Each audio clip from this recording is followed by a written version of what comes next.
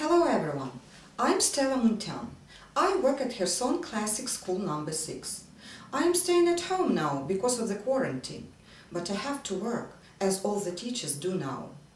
Now to your attention is a sample of my lesson in the 9th form to the topic Still a Mystery. We are going to cover a subtopic Strange Creatures. By the way, I use a book by Express Publishing, Primetime 4, and I recorded.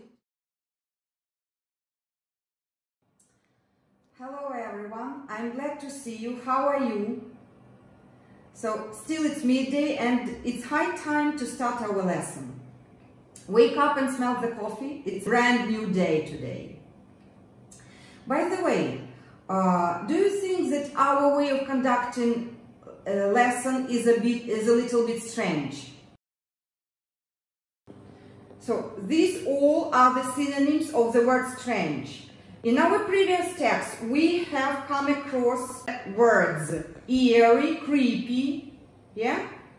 And there are some more variants of this word: bizarre, curious, extraordinary, out of the way.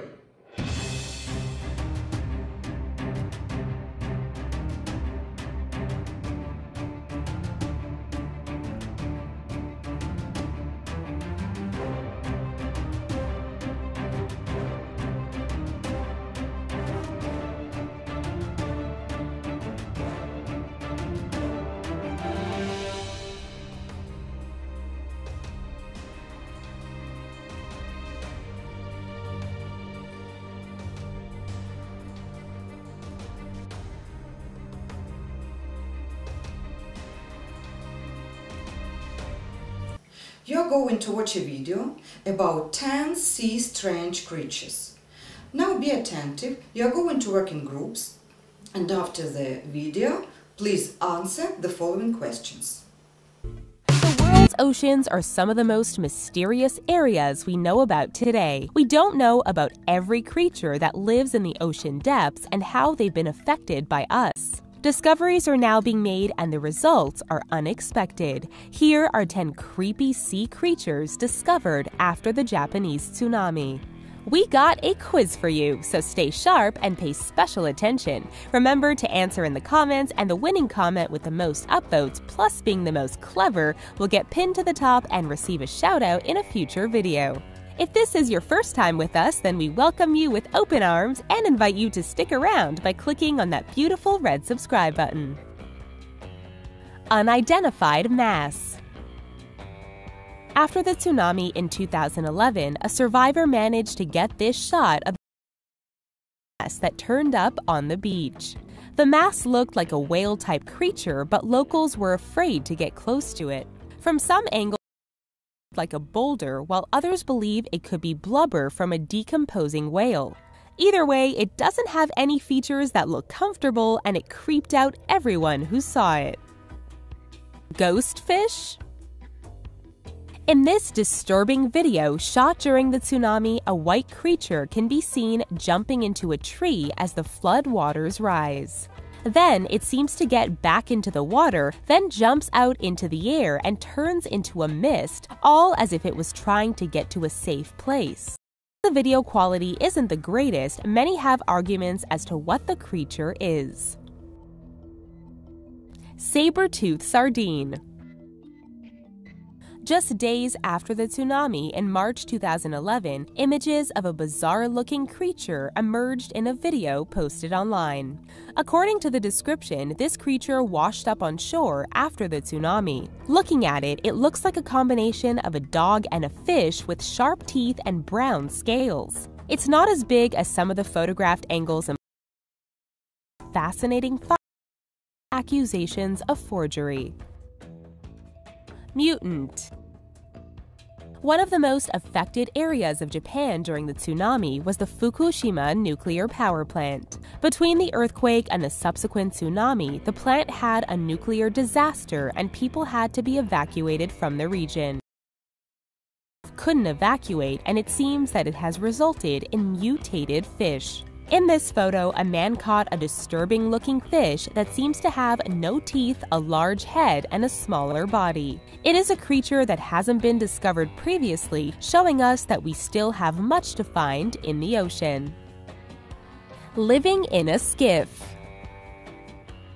After the tsunami, about 5 million tons of debris were pummeled into the Pacific Ocean. Thanks to the ocean currents, the debris made rounds all over the world. So who's to say that there weren't any fish that maybe took refuge? In 2013, live fish were found in a skiff that turned up on the west coast of the United States. Of the 5 inside, only 1 survived and is being studied by the local marine biologists.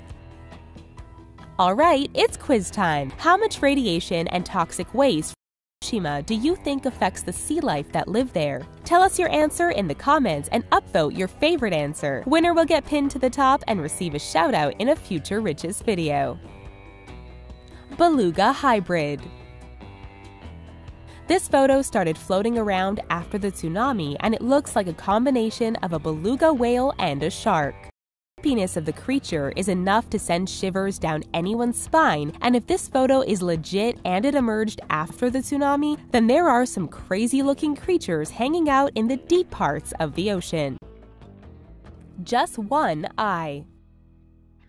After the tsunami, it wasn't uncommon to find creepy sea creatures on the west coast of the United States. The gentleman holding this creepy one-eyed eel-like creature seems to think he found the jackpot when it comes to weird creatures. The one-eyed dead look on the creature's face indicates that it probably experienced some crazy things. If you've ever been in the ocean during rough waves, magnify that by 10 and you might have an idea of what these creatures went through. Creature in town. In this video, we see the ruins of a Japanese town after the tsunami. Buildings are destroyed, vehicles are overturned, and the local sea life get washed up into the streets. This creepy-looking creature was clearly not expecting to run an errand in to be either a small whale, shark, or even a sturgeon. Regardless of the creature's identity, it definitely looks creepy and probably wasn't fun to remove. Evacuate. While it's difficult to identify the creature in this video, thinking about the circumstances are certainly creepy. In the video, you hear a man talking about the earthquake and tsunami with the moving waves of the ocean. Then you see a black streak go across the beach and then into the water. Considering how fast it moved, it definitely wasn't a land-based creature, but yet it also moved too fast for a large sea creature. Other theories include seals or even an octopus, but considering how fast it's moving, it's something creepier than that. Okay, after seeing these creatures somewhat up close, do you think that the relatives of these things might be affected by the Fukushima disaster? Will we see a rise in mutated... At home, you read the text about a Bigfoot, another weird creature. But does it really exist? Do you believe it or not? Let's clear it out.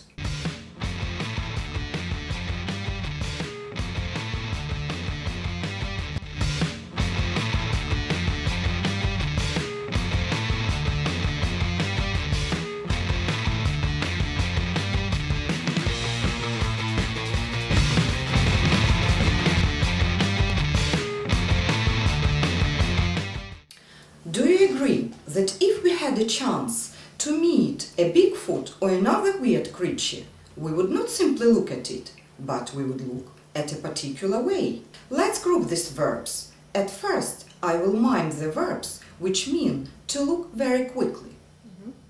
To glance means to look very quickly, especially by raising your eyes and then lowering them. You can do it when you're waiting for someone and looking at the clock, something like that. To peep means to look very quickly and especially secretly, something like that. It's a surprise, no peeping, please. To peek means to look very quickly, especially when you are not supposed to see, something like that. To look through the keyhole or into a neighbor's test. To glimpse or to catch a glimpse. To look very quickly without getting a complete view. To peer means to look with difficulty, when you can't see very well or there is not enough light, something like that.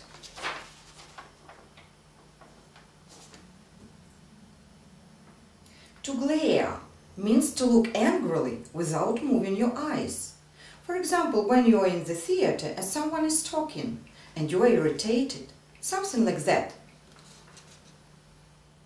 To gaze means to look for a long time, especially when something is very interesting or beautiful. Something like that. Oh, Julia Roberts, it's you! I can't believe my eyes!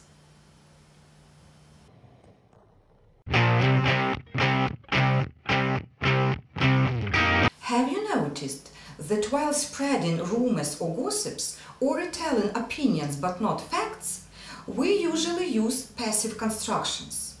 Moreover, impersonal passive constructions, because we often don't know whose opinion we convey. And pay attention to the structure of impersonal passive constructions.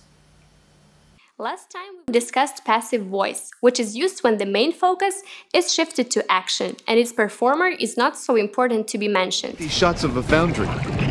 It would seem that if you touched any of that stuff, it would be horribly burned.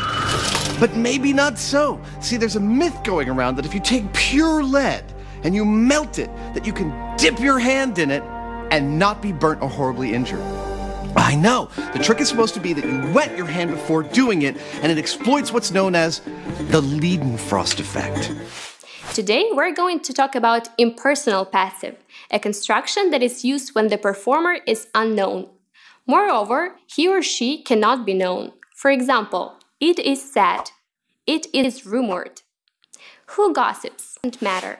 Impersonal passive is used when discussing common gossips and beliefs spread in society. For example, it is said that superglue can stick anything anywhere, even furniture, to the ceiling. Therefore, impersonal passive is most often formed from verbs that serve to express thoughts, beliefs, such as agree, allege, announce, assume, believe, claim, consider. Just try. You can form an impersonal passive voice with any of these verbs. For instance, it is agreed that. It is believed that. In addition, such a construction can be reformulated by placing the subject of a contract sentence in place of the first subject. Let's return to our previous example. It is said that superglue can stick anything anywhere. Or, superglue is said to be able to stick anything anywhere. Pay attention. The predicate in the subordinate clause of the first sentence becomes infinitive in the second one. It is expected that the new iPhone will cost $1,000. The new iPhone is expected to cost $1,000. Next time you meet impersonal passive in a sentence, try to transform its structure from one type to another, just for practice. Hopefully, such an easy exercise will dispel the myths that passive voice is difficult to be used properly.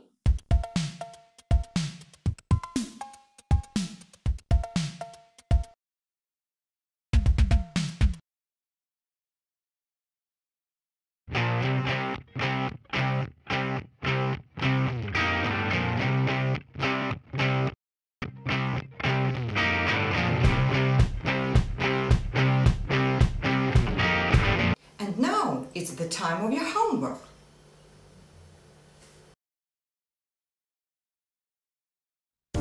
Before you can use the platform as a member, you need an account.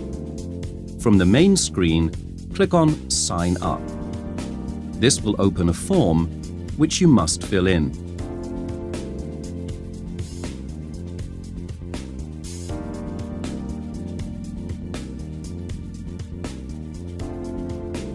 Please make sure you use a valid email address, as the email confirming that your account has been opened will be sent there.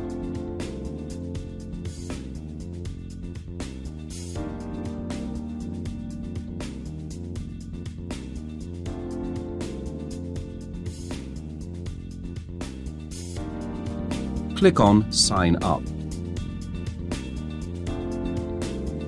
A mail will be sent to your account with a username and password and a confirmation link.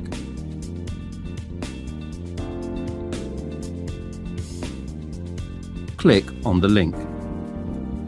Enter the username and password and click on Login. Next time you want to log in, go to the main screen and click on the Login tab. Enter the username and password that you received during your registration